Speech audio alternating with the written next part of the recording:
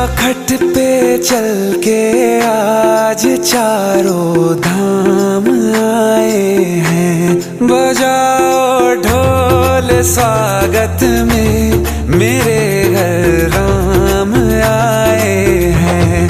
कथा शबरी की जैसे जुड़ गई मेरी कहानी से।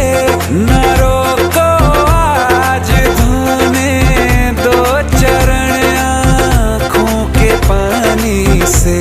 बहुत खुश हैं मेरे आंसू के प्रभु के काम आए हैं। बजाओ ढोल स्वागत में मेरे घर राम आए हैं।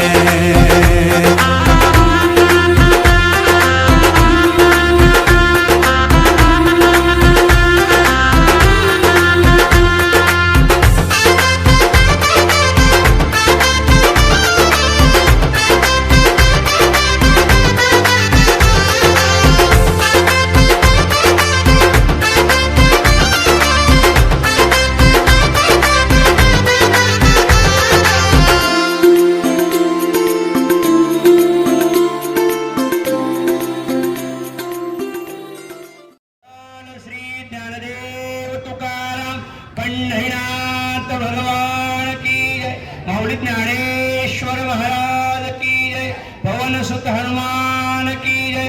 अवधूत चिंतन श्री गुरुदेव दत्त तपेश्वर भगवान की जय। सच्चिदानंद सद्गुरु साईनाथ महाराज की जय। हरे राम राम राम हरे हरे। हरे कृष्ण कृष्ण कृष्ण हरे हरे।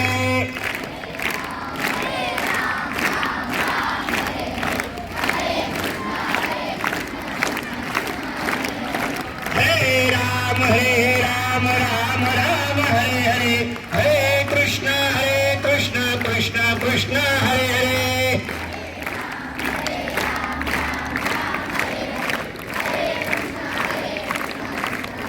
पुंडरी गोवर्धन विठ्ठल श्री ज्ञानदेव तुकाराम पंढरीनाथ भगवान की जय। प्रभु रामचंद्र की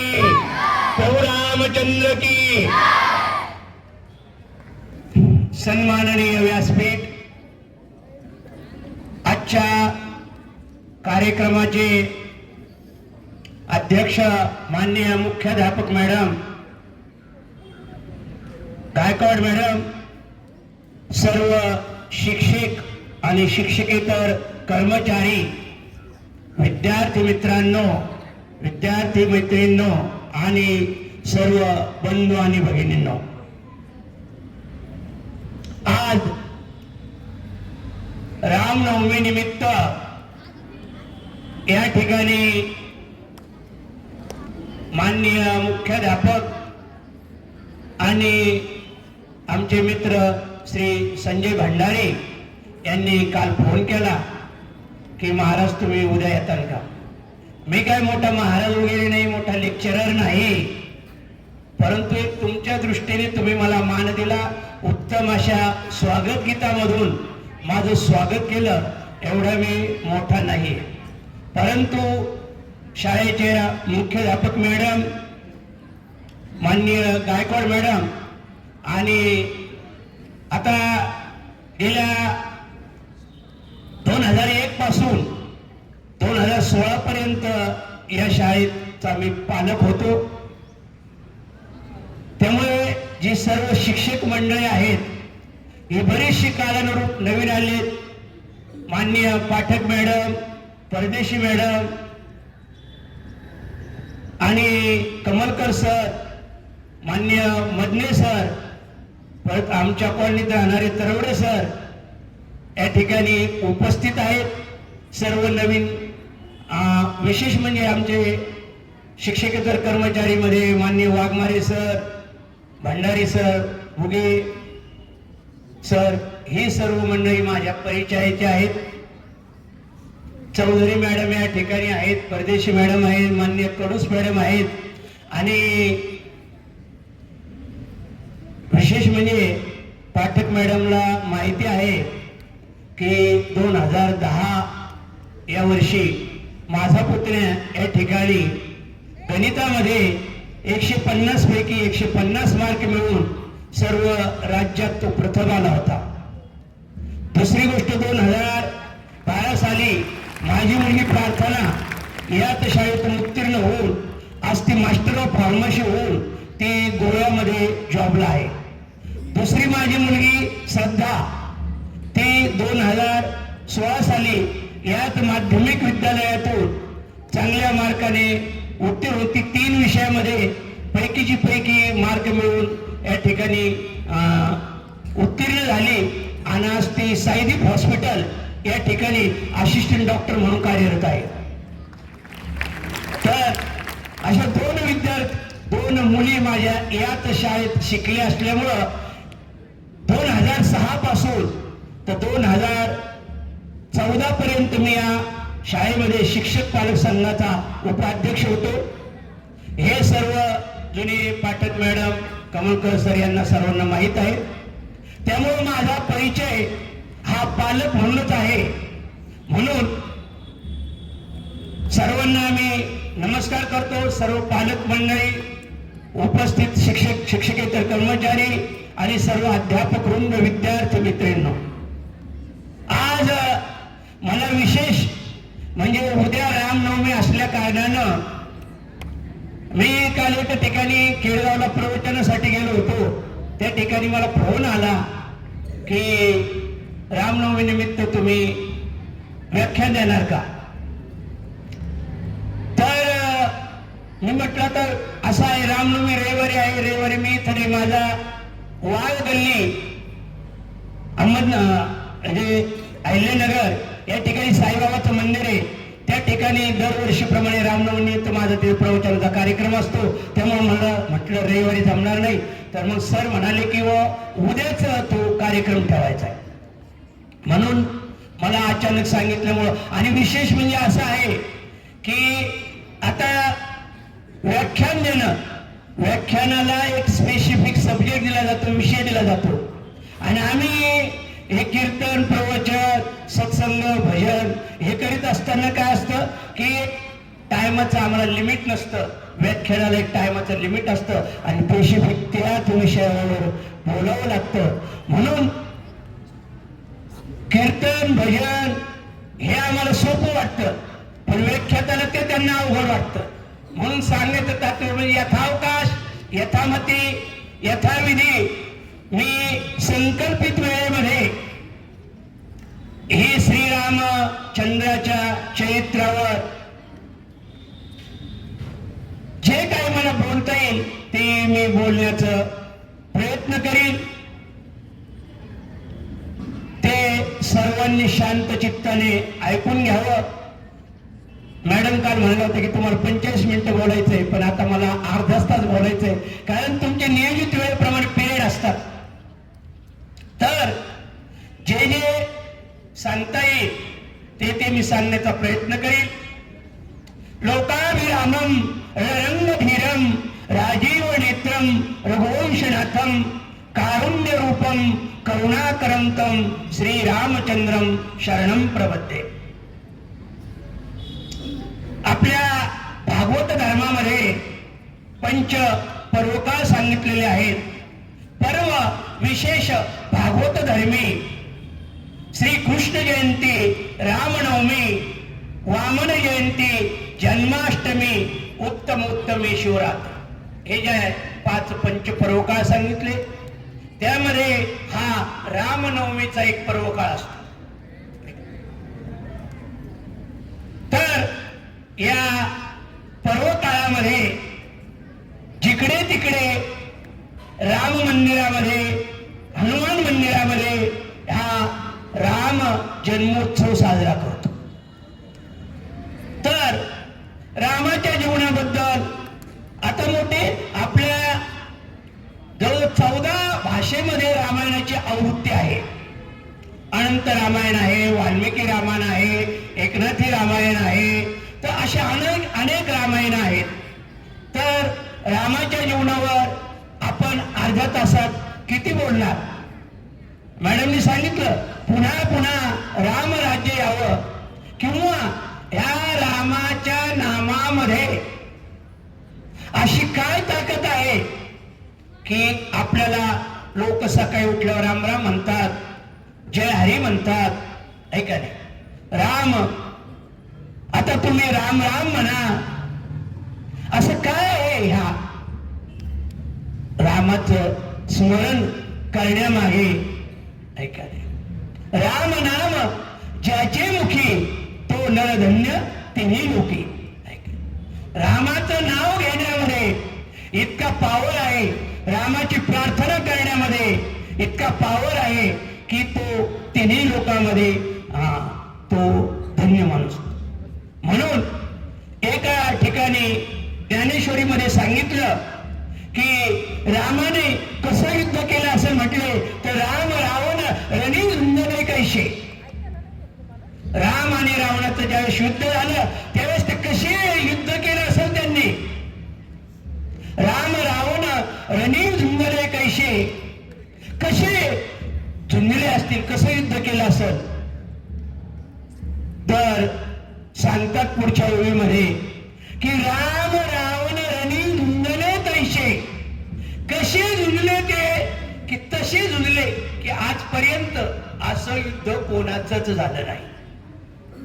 ही गोष्ट ज्ञानेश्वरीमध्ये ज्ञानेश्वर महाराजांनी रामाच्या बाबत उल्लेख केलेला आहे.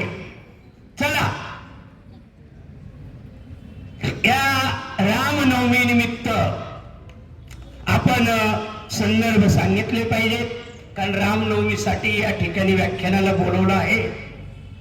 तर वसंत ऋतू चैत्र मास शुद्ध नवमी मध्यान्नाशी दिनकर बरोबर 12 वाजता प्रभू रामचंद्राचा जन्म झाला. म्हणून चैत्र महिना लागतात, आपल्याला वेद लागतात, ते म्हणजे रामनवमीचे. भारतीय संस्कृतीने आनंदी जीवन जगण्यासाठी ठेवलेला जगन्मान्य असा राजा आदर्श प्रभू रामचंद्र.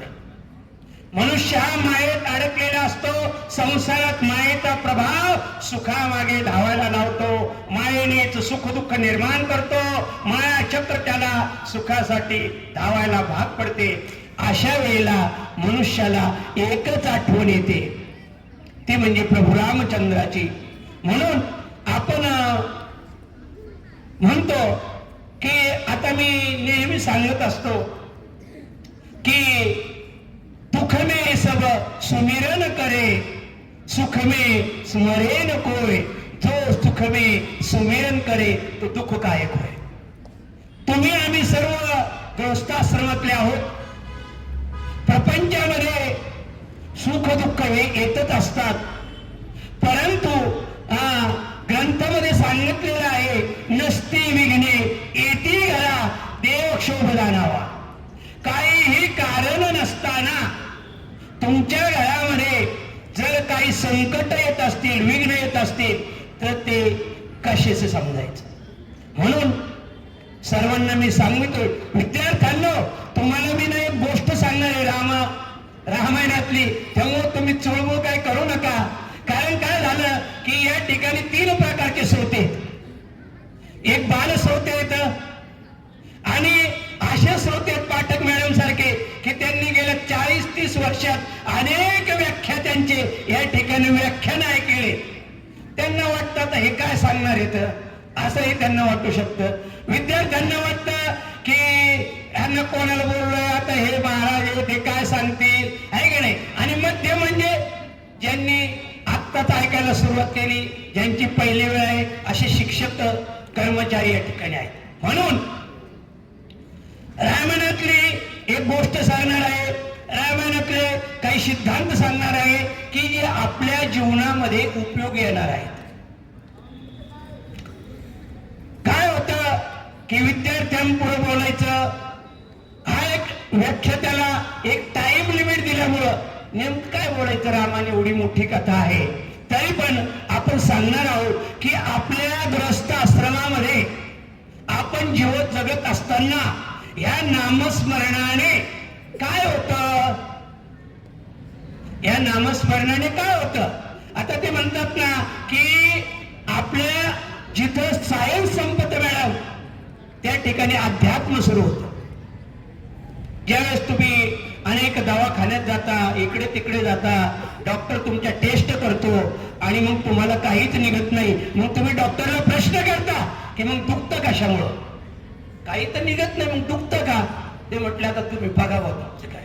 मग तुम्ही ब्राह्मणाकडे जाता, पत्रिका पाहता, मग ते सांगतात. म्हणजे ज्या ठिकाणी सायन्स संपतं त्या ठिकाणी अध्यात्म सुरू होतं. एवढी रामनामाची ताकद आहे. रामनामे वाल्या तळला ते नाम तारील तुझला. म्हणून भक्ती शक्ती बोध वैराग्य सहित तापत्रय हरती ते स्मरा एक चित्त नमने चरित्र पठरे दुरितांचा अंत भक्त जनासी तारी राम नाम खचित. तुम्हाला वाटतं, सर्वांनाच वाटतं, आपण विद्याभ्यास संपन्न केला, भरपूर मोठ्या पगाराची नोकरी लागली म्हणजे आपला संसार सुखाचा होईल. संसारामध्ये सुख नाहीये हे अनादिकालापासून साधू संत सांगत आले, तरी पण आपण संसार करतो. तर तो करणं ही आवश्यक आहे, कारण सर्वश्रेष्ठ गृहस्थाश्रम आहे. तर सांगण्याचं तात्पर्य म्हणजे की रामनवमीवर बोलायचं असल्या कारणाने परमेश्वराची आठवण आपल्याला संकटात होते. म्हणून भरकटलेल्या मनाला स्थिर करण्यासाठी काय, कशासाठी नामस्मरण करायचं? रामाचं नाव का घ्यायचं? भरकटलेल्या मनाला स्थिर करण्यासाठी वारंवार नामस्मरणाचा आग्रह धरला जातो. नाम घेण्याची इच्छा व्हावी यासाठी सांगतात, नामस्मरण ज्याचे मुखी तो नरधन्य तिन्ही लोकी. म्हणून काय होतं म्हटले, नामस्मरणाने होतं काय? त्यासाठी एक अभंग सांगितलेला आहे. भोगतो न घडे संचिता वाचोनी करावे ते म्हणी समाधान म्हणून या म्हणी मानुडे खेदू म्हणावा गोविंद वेळोया आणि करुसावे नलगे बहुता आपुल्या संचिता वाचवनिया. तुम्ही म्हणाल आमच्या संचितात जे लिहिलेलं आहे ते जर आमच्या जीवनामध्ये घडणार आहे तर रामाचं नाव घ्यायचं कशासाठी? कारण आपण म्हणतो ना, हा ज्याच्या त्याच्या नशिबाचा भाग आहे, हा ज्याच्या त्याच्या नशिबात जे लिहिलेलं आहे ते घडणारच आहे. मग देवाचं नाम कशासाठी घ्यायचं? त्याने काय परिवर्तन होणार आहे हे या रामप्रभूंनी सांगितलेलं आहे की जे तुकाराम महाराज सांगतात शेवटच्या अभंगातून की तुका म्हणे भार घातली आवरी होईल कैवारी नाराय. जसं तुमच्यावर संकट येणार आहेत पण त्याची तीव्रता, त्याची दाहकता कमी करण्याचं काम नामस्मरण करीत असतो. म्हणून महादोष नामस्मरणाने जळून जातात. त्याला शत्रूचे काय पण काळाची भय राहत नाही. नाम घेणाऱ्याच्या संसारामध्ये राम निर्माण करून मी संसार सुखाचा करतो असे प्रभू रामचंद्रांनी सांगितले. माझे नामस्मरण करणाऱ्याच्या अंत्यसमयी मी स्वतः त्याच्या सेवेस हजर राहतो. म्हणून एक श्लोक सांगितला, अंतकालेच मामेव स्मरणयुक्ता कलेवरम यह प्रयाती स मद्भावम यास्ती नास्ती यत्र संशय. हा संस्कृत श्लोक आहे भगवद्गीतेत, पण त्याचा मराठीतून अर्थ, अंतकाळी प्राण प्रयाणाच्या वेळी जो माझे नाव घेतो, नाम घेतो, तो माझ्या स्थितीला येऊन पोहोचतो, यात कुठल्याही प्रकारचा संशय नाही. म्हणून तर आपण एखाद्या समाचाराला गेलो, आजारी माणसाला भेटायला गेलो की त्याला काय सांगतो, आता तुम्ही राम राम म्हणा, किंवा आता यांच्यात काही राम राहिला नाही. पण त्यावेळेस ज्यांना आपण सांगतो की तुम्ही राम राम म्हणा, त्यावेळेस ते राम म्हणायच्या स्थितीत नसतात. पण इतर जे बसलेले असतात त्यांनी जर राम राम म्हटलं तर त्यांच्यावर काळाची उडी पडणार नाही. म्हणून काळाची पडेल बा जेव्हा सोडविना तेव्हा माय बाप सोडविना राजा देशीचा चौधरी शेजेची कांता सोडविना. कोण सोडवतो म्हटले तर एका चक्रपाणी वाचोली. नामस्मरणाचं महत्व या ठिकाणी सांगितलं जातं की रामनामामध्ये अशी काय पावर आहे तर तो काय करतो म्हटले तुमचं मरण सुखाचं जातो. सगळ्यांना इच्छा असते की तारुण्यामध्ये मनुष्य सर्व सहन करतो पण आपलं म्हातारपण सुखात जावं. ते केव्हा सुखात जाईल कारण आम्ही सगळं सांगत असतो सर की तुम्ही प्रपंचामध्ये असताना सगळ्या प्रकारची तयारी करता. मुलांसाठी घरं बांधून ठेवता, त्यांच्या व्यवसायासाठी संपत्ती जमून ठेवता. तुमच्या उपरांत तुमचं उत्तर कार्य व्यवस्थित करावं म्हणून तुम्ही इन्शुरन्स काढून ठेवता. पण तुम्हाला मरायचं आहे हे माहीत असताना सुद्धा तुम्ही मरणाची काही तयारी करता का? मरणाची काही तयारी करत नाही ना. पहा तुम्ही तिथं नगरला नालेगावच्या अमरधाम मध्ये लिहिलेलं आहे की इतरांची दहने देखती अनेकांची दहने देखती परीन शहाणे होती कैसे वेळ.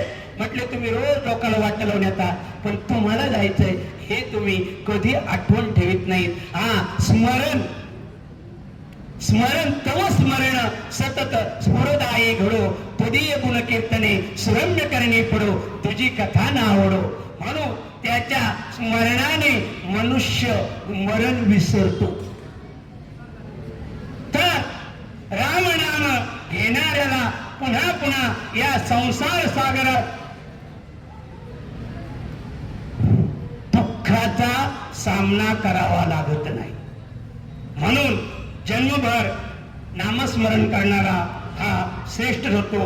अशा रामनाम घेणाऱ्याला सतत वंदन करावे. म्हणून रामनाम ज्याचे मुखी तो नरधन्य तिन्ही लोकी. रामनाम वदतासाचे ब्रह्म सुख तेने नाचे. रामनामे वाजी टाळी महादोषा होय होळी. रामनाम सदा गरजे कळी काळ भय पाविले.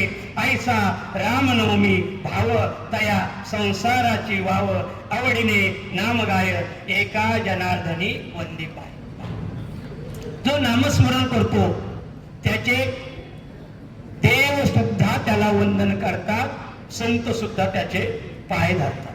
तर असं ह्या नामस्मरणाचा महिमा आहे. चला या चैत्र शुद्ध नवमी प्रभू रामचंद्राने अवतार घेतला.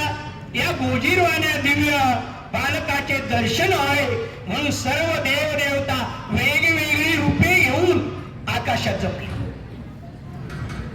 सकाळी ठीक दुपारी मध्यान्ह काळी वसंत ऋतू चैत्र नवमी या दिवशी प्रभू रामचंद्राचा जन्म होणार आहे. यासाठी आता प्रभू रामचंद्र ज्यावेळी जन्मतील त्यावेळेस ते किती मोठे असतील, लहान असतील का नाही. मग देवांना ते पाहायला मिळाले म्हणून सर्वांनी अशी छोटी छोटी रूपं घेतली आणि ते आकाशात जमा झाले. सर्व देव रामाचे दर्शन घेऊ लागले. सूर्यनारायण पण रामाच्या दर्शनाला आले. परंतु रामाचं मोहक लोभस रूप पाहून ते बाजूला होईना. कोण? सूर्यनारायण. त्यांचं समाधान होईना. किती वेळे पाहावं, किती वेळा पाहावं. त्यावेळी सूर्य भगवान आपल्या जागेवरून हलेनात सर्व देवता दर्शन घेऊन निघून जात होत्या. मात्र चंद्र दुःखी होता. चंद्र कुठे असतो? चंद्र कुठे असतो? आकाशात असतो. चंद्र दुःखी होता. का बरं दुःखी असेल? कारण तो म्हणाला जोपर्यंत सूर्यास्त होत नाही तोपर्यंत मला रामाचं दर्शन होणार नाही. पण चंद्र दुःखी होता. चंद्राला दर्शन घेता येईना. त्यांनी सूर्यनारायणाला खूप विनवण्या केल्या. आता घ्या उरकून, घ्या उरकून, आवरा आता. आपण नाही काय कधी महाराजांना व्याख्यात्याला म्हणत वेळ झालाय, घड्याळ पाहतो, मोबाईल पाहतो. आता हे कोणी बोलवलं असेल बरं यांना? आहे का नाही? माहिती नव्हतं का वेळ दिलेला आहे? तसं तो चंद्र वाट पाहू लागला की कधी सूर्य एकदा पुढे जातोय. त्यावेळेस सूर्यनारायणाला विनवण्या केल्या, पण सूर्य काही पुढे जाईना. शेवटी चंद्राने प्रभू रामचंद्रांना सांगितले, सूर्याला थोडं पुढे सरकायला सांगा ना, कारण सूर्य कुणाच ऐकणार आहे की नाही. हा, पूर्वेच्या देवा तुझे सूर्यदेव नाव आहे. म्हणून आम्ही सांगत असतो की रोज सकाळी उठल्यानंतर सूर्याला नमस्कार करा, आहे का नाही. सकळ दोषांचा परिहार करता सूर्यास नमस्कार, स्फूर्ती वाढे निरंतर सूर्यदर्शन घेता. म्हणून पूर्वेच्या देवा तुझे सूर्यदेव ना. आपल्याला दिसणारा देव म्हणजे हा सूर्यदेव आहे. म्हणून सूर्याला जो नमस्कार आहे नित्य नेमे तया प्रती बल आयोग आणि विद्या तेज येईल निश्चिती. म्हणून तो सायन्स मध्ये सांगितलेलं आहे की लहान मुलांना सूर्याच्या कोवळ्या उन्हात बसवावे, कारण सूर्यदेवाला पाहू द्या किंवा त्याला सूर्यदेवाचं दर्शन होऊ द्या. आजकालच्या काळामध्ये शहरामध्ये सूर्याचं दर्शनच होत नाही. तर चला, तर प्रभू रामचंद्राने चंद्राची समजूत घातली. म्हणले आता असं कसं आहे, हा सूर्य उगवला आलाय, सगळे लोकांचे व्यवहार सुरू झाले आणि त्याला समजून सांगा म्हणतात. चंद्र सांगितलं असं कर, म्हटले काय हरकत नाहीये, त्याला बी समजावून सांगायचं, याला बी समजावून सांगायचं, सगळ्यांना समजावून सांगावं लागतं. म्हणून ते म्हटले काय हरकत नाहीये, आजपासून माझ्या नावापुढे तुझं नाव लावायचं, म्हणून रामचंद्र असं. चंद्र सांगितलं काय हरकत नाही, पुढच्या अवतारामध्ये मी तुला पहिलं दर्शन देईन. म्हणून कृत द्वापार युगामध्ये दुपारी 12 वाजता कृत सतयुगामध्ये रामचंद्रांनी अवतार घेतला आणि ठीक प्रभू रामचंद्रांनी चंद्राला वचन दिलं होतं की तुला दर्शन पहिल्यांदा देईल. म्हणून जन्माष्टमीला ठीक रात्री 12 वाजता प्रभू रामचंद्रांनी कुणाचा अवतार घेतला. जन्माष्टमी आपण कुणी साजरी करतो,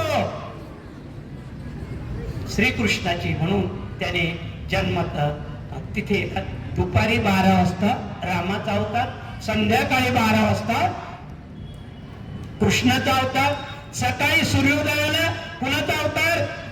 आता जी हनुमान जयंती येणार आहे का नाही, हनुमंताचा अवतार. संध्याकाळी सूर्यास्ताला कुणाचा अवतार, संध्याकाळी सूर्यास्ताला कुणाचा अवतार प्रगट झाला, गुरुदेव दत्ताचा अवतार. म्हणून हे देवांनी असे अवतार घेतले. सांगितलं चंद्राला मध्यरात्री जन्म झाला, चंद्राला पहिलं दर्शन दिलं आणि त्यावेळेस फक्त 3 जण जागे होते, देवकी, वसुदेव आणि चंद्र. तर अशी ही रामायणामध्ये कथा आलेली आहे. तर आपल्याला सांगायचं म्हणजे मॅडमनी सांगितलं आता, गायकवाड मॅडमनी, की प्रभू रामचंद्राचं आदर्श राजा, त्याची जीवन पद्धती, त्याची कार्यप्रणाली आणि समाजाने काय आदर्श घ्यावे याच्यासाठी प्रभू रामचंद्रांनी विष्णूने प्रभू रामचंद्राचा अवतार घेतला. सर्व शक्तिमान असा मर्यादा पुरुषोत्तम हे 2च अवतार असे की ते पूर्ण अवतार आहे. 10 अवतारामध्ये मत्स्य, कच्छ, वराह, वामन, नरसिंह, परशु, राम, कृष्ण, बौद्ध आणि कलंकी, हे जे 10 अवतार घेतले त्या 10 अवतारामध्ये पूर्णतम 2च अवतार आहेत. राम अवतार आचरणाचा अवतार आहे आणि कृष्ण अवतार हा उच्चारणाचा अवतार आहे. म्हणून प्रभू रामचंद्र यांनी वशिष्ठ ऋषींना गुरु मानून त्यांच्या आश्रमामध्ये विद्याभ्यास केला. म्हणून गुरु तेथे ज्ञान, गुरु विने ज्ञान नाही, ऐशी वेद देते गोई. तर गुरु हा सर्वांनी केला पाहिजे. दशरथ राजाने त्यांना आश्रमात घातले, त्या ठिकाणी आपला विद्याभ्यास करून प्रजेच्या हितासाठी राजधर्म पाळला. हिंदू संस्कृतीचे मनोहरी दर्शन होय. प्रजा हितदक्ष असा राजा म्हणून प्रभू रामचंद्राची कीर्ती झाली अत्यंत विनयशील मर्यादाशील वागण्यामुळे गुरु वशिष्ठांना ते खूपच प्रिय होते. सर्व प्रजा कुटुंबातील काही सर्वांना अतिप्रिय होते. प्रभू रामचंद्र ज्याप्रमाणे आदर्श राजा होते त्याचप्रमाणे आदर्श पती सुद्धा होते. त्यांनी एक पत्नी, एक वचनी, एक वाणी याला जीवनभर सांभाळले. श्रीरामाचे सीतेवरील निश्चिम प्रेम दिसून येते. श्रीरामासारखा एकनिष्ठ पती विरळात आहे. प्रभू रामचंद्राचे जीवन संघर्षमय, त्यागमय, किशोरवयीन असतानाच विश्वामित्राच्या आश्रमामध्ये ते राक्षसापासून यज्ञाच्या रक्षणासाठी गेले. कुशल नेतृत्व, बिनचूक नियोजन, युद्ध कुशल, आदर्श सेनापती, दुष्टांचा संवाद असे त्यांचे समीकरण होते. अस्त्र शस्त्र यावर प्रभुत्व होते. श्रीरामाने हातात शस्त्र घेतले की शत्रूंचा नायनाट निश्चित होता. प्रभू रामचंद्राने आपले संपूर्ण जीवन प्रजेच्या कल्याणासाठी व्यतीत केले. श्रीराम कैकेयीच्या आडमुठे धोरणामुळे 14 वर्ष वनवासाला गेले. अयोध्येची सारी प्रजा त्यांना वाट लावण्यासाठी आले, मागोमाग आली. आई वडील, भावंडे, ऋषीमुनी, गुरु, प्रजाजन यांना प्रभू रामचंद्राने सर्वांना निरोप दिला. म्हणून रामदास स्वामींनी वर्णन केलं आहे, कोमल वाचा दे रे राम, विनय करणी दे रे राम, अभेद भक्ती दे रे राम, अलिप्त पन्मद दे रे राम, विद्या वैभव दे रे राम, उदासीनता दे रे राम, सावध पन्मद दे रे राम, बहु पाठांतर दे रे राम. असे उत्तम गुण मागणारे रामदास स्वामी धन्य होते. त्यांनी रामाकडे मागणी केली. म्हणून रामाचा महिमा एवढा मोठा आहे. उठता बसता दळिता कांडिता तुझं गायीन अनंता असं प्रभू रामचंद्राचं भजन आहे. म्हणून ऐका, भजन, भोजन, भाषण आणि भ्रमण हे मनुष्याने रोज केलं पाहिजे. काय केल्याने देशातन पंडित मैत्री सभेत संचार हे तसे मनुजा चातुर्यपण. माणसानं जर हुशार व्हायचं असेल तर ह्या 4 गोष्टी केल्या पाहिजे.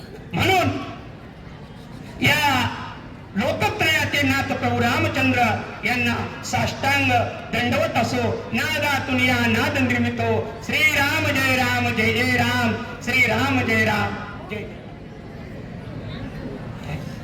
तर एका मुलांना मी सांगितलं की एक रामायणातली गोष्ट सांगतो, कारण तुमचा वेळ होता नाही संपत चालू. तर एक गोष्ट सांगतो विद्यार्थ्यांसाठी की नामस्मरणाची काय ताकद आहे. की अयोध्या नगरीमध्ये विश्वामित्र आले. सगळ्यांना गोष्ट सांगतो, गोष्ट आहे का. अयोध्या नगरीमध्ये विश्वामित्र आले. विश्वामित्राचं प्रभू रामचंद्राने दर्शन घेतलं आणि त्या ठिकाणी वशिष्ठ ऋषी होते, त्या ठिकाणी मंत्री होते, सुमंत होते.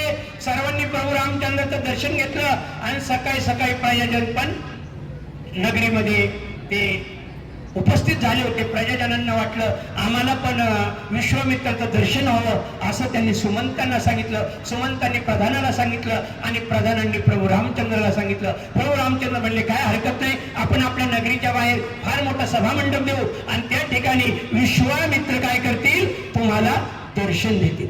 म्हणून सगळे लोक नगरीच्या बाहेर गेले. त्या ठिकाणी भव्य असा दिव्य सभामंडप उभारला. सगळे लाईन मध्ये विश्वामित्रांच्या दर्शनाला उभे राहिले. विश्वामित्रांच्या दर्शनासाठी उभे राहिले. हनुमान त्या ठिकाणी आले आणि हनुमानांनी विचार केला की हे सगळे जर प्रभू रामचंद्र म्हणजे विश्वामित्रांच्या दर्शनाला उभे राहिले तर आपणही लाईन मध्ये लागावं. मग ते बी लाईन मध्ये लागले. तर तेवढ्यात नाराज मुली आले. अरे म्हणले काय हनुमंत, तुम्ही कशासाठी या ठिकाणी उभे राहिले. अहो म्हटले आपल्या गुरुचे गुरु म्हणजे आदि गुरु विश्वामित्र या ठिकाणी सर्वांना दर्शन देणार आहेत म्हणून मी लाईनला उभा आहे. नारद म्हणले तुम्ही काय वेळ झाले काय, तुम्ही कोणाचं दर्शन घेतलं. ब्रह्मचारी माणसाने ग्रस्त आश्रमाच्या कधीही दर्शन घ्यायचं नाही आणि नेहमी म्हटले आपल्या शास्त्रामध्ये. मग तुम्ही ते म्हटले मग विश्वामित्र ब्रह्मचारी नाहीत का. ते म्हटले तुम्हाला काय माहित राव, तुम्ही असं कसं काय त्यांचं दर्शन घ्यायला उभे राहिले, लाईन मधून बाजूला. मग हनुमंताला असं झाडाखाली नेलं, बाजूला नेलं आणि सांगितलं, म्हणले तुम्हाला माहिती का विश्वामित्र कसे आहेत? म्हणले बेन केल्या तपश्चर्या भंग करण्यासाठी पाठवलं. मेनकेने विश्वामित्राची तपश्चर्या भंग केली. त्यांच्या समागमामधून मेनकेला एक मुलगी झाली.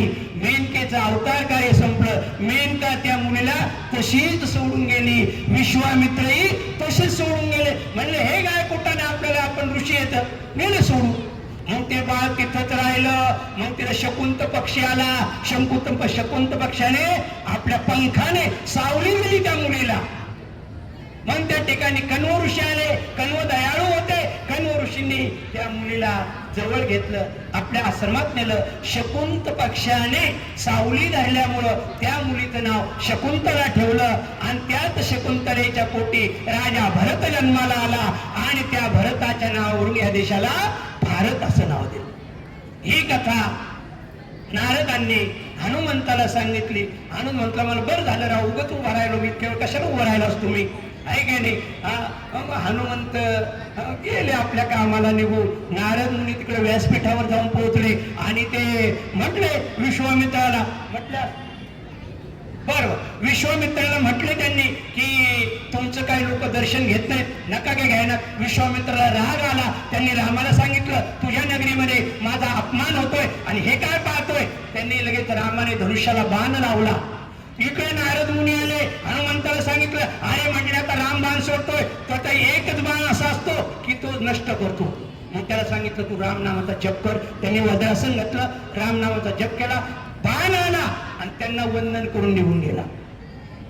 पुन्हा नारद मुनी पोहोचले. म्हटले अरे आजपर्यंत रामाची कधी अशी तपश्चर्या भंग झाली नाही, त्याचं वचन मोडलं नाही, तरी त्याचा बाणाचा कधी नियम चुकला नाही. हा का परत आला. विश्वामित्र पुन्हा रागवले. पुन्हा असे 3 बाण सोडले, पण नामस्मरणाच्या ताकदीमुळे 3ही बाण परत आले.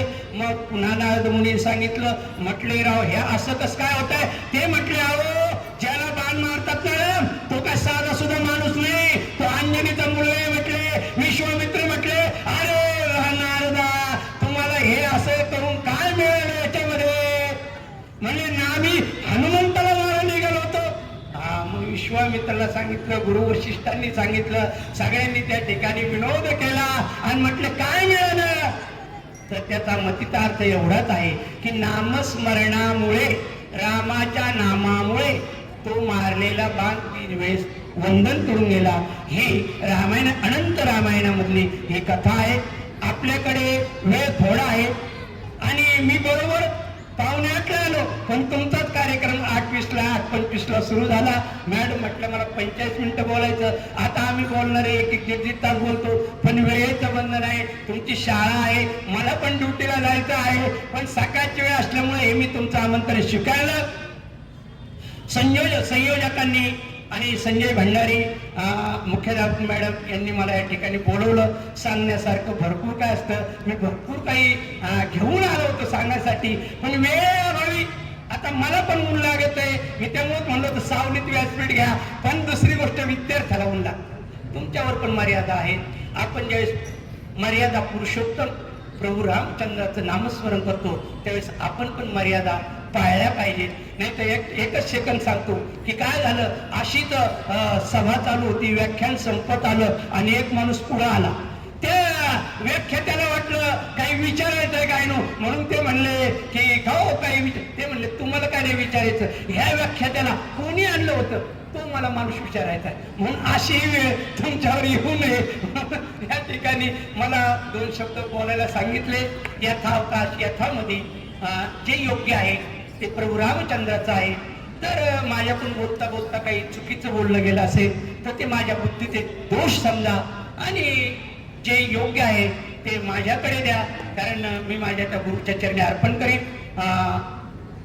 गुरुवर्य नारायण महाराज यांच्या चरणी मी ही झालेली सेवा अर्पण करतो आणि आपल्या या व्याख्यानाला पूर्ण विराम देतो. तुम्ही मला या ठिकाणी बोलवलं, मी सर्वांचा आभारी आहे. सर्वांना नमस्कार करतो आणि 2 शब्द संपले असे जाहीर करतो. धन्यवाद सर्वांना. शांतचित्ताने ऐकून घेतलं त्याबद्दल सर्वांना धन्यवाद.